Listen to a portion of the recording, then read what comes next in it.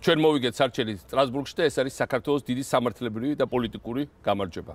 ჩვენ ეს სარჩელი შევიტანეთ 2007 წლის მარტში და საპასუხოდ იმისა, რომ ქართველი მოქალაქეები გადმოყარეს რუსეთის ჯაშუშების დაკავების შემდეგ.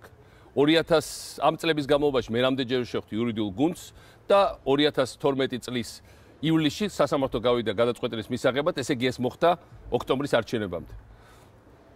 ეს არის დიდი გამარჯვება.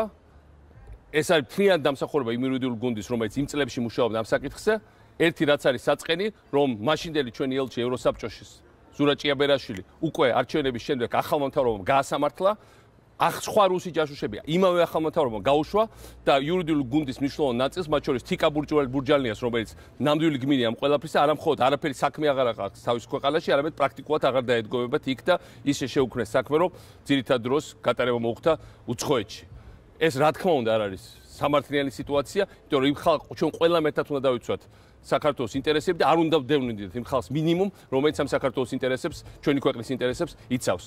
ახლა ერთადერთი რაც დარჩენია ახალ მთავრობას, იმიტომ ყველაფერი წინა ამ საჩვენთან დაკავშირებით გააკეთა ჩვენმა წინა მთავრობა. არის ის, რომ იმას მაინც მიაღწიოს, რომ ახლა რუსეთს დაეკისროს კომპენსაცია შემდეგი 12 წლის განმავლობაში და იმ ხალხმა მიიღოს კომპენსაცია იმ დიდი ტანჯვისთვის, რომელიც მათ მიაყენა რუსეთის იმპერიალისტურმა პოლიტიკამ.